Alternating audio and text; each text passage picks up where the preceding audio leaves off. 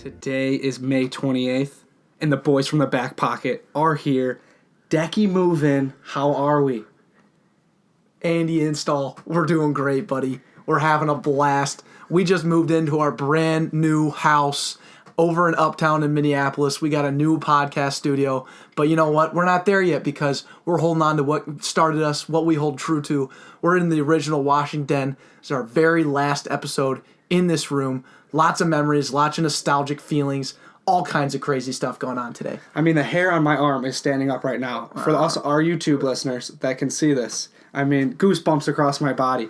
This is truly a closure right here. This is transition from Washingden to Washington 2, biggest improvement. But nonetheless, what we've experienced here has hit home, has really developed who we are. I mean, our brand is embodied in the roots, in this dirty floor beneath us, in the posters that surround us. I mean, this is what we do. This is who we are in this room. In this really sound quality sunroom, we have built a brand that has grown bigger than our biggest dreams. Put it that way, plain and simple. And, you know, we're moving into the new studio. And like you said, biggest improvement between Podcast Studio 1 and Podcast Studio 2. We're going to make it happen. We're going to deliver. And we're going to deliver right now in this episode. We're going to deliver with a great average quality. We're going to get into a little bit of our bachelor pad, our new house. We're going to get into our crazy interview with Greg Wood, CEO and founder of Bido. We'll get into that a little bit later, and then we'll finish up with a phenomenal back end. Average quality this week, it's super easy to say because we just did it all day, and we were so average at it from start to finish. Moving out of one house and moving into another.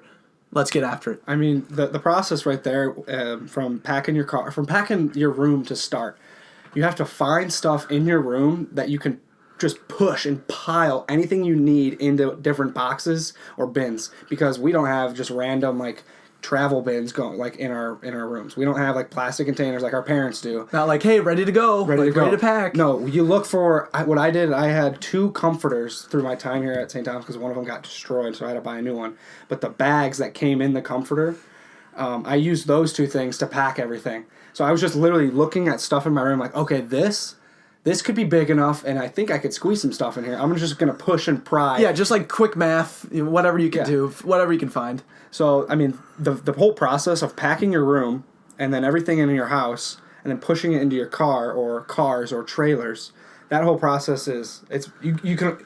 No one's perfect at it unless you're a mover. Yeah, unless you do it for a living, which who does? Who does? Maybe we should have found someone that does. Anyways, when I was moving out today, I was doing the same process, just finding little nooks and crannies where I can just shove my items that I've kept for the last 4 years. Because we're both out of state, guys. We're not going back home and, at 30-minute drive away, you depot stuff here and there. No, we had all our stuff. And on top of that, like, I'm my hands raised on this, guilty as charged. Like, I'm not the best cleaner. I think that's another one of my average qualities is just consistent cleaning of my room. Mm-hmm. Like, I'll pick the clothes up off the ground, but I'm not gonna like make your bed. Yeah, make my bed. But I'm not gonna deep clean. Like, I'm not gonna dust. I'm not gonna vacuum too often. We never vacuum this podcast. How many dust balls did you find in your room? So many. It was dust heaven in there. Yeah. Also, not to mention, I live in the basement, and we have this unfinished section of our basement, and that was my job to clean it up. So this morning I woke up at 7 o'clock, just got after it, little broom in hand. I got a freaking, just cleaning up, trash bag, everything. I think I may have taken 2 or 3 years off my life just from all the dust and dirt that I inhaled this morning. So if I die at 80, I should have lived to 82.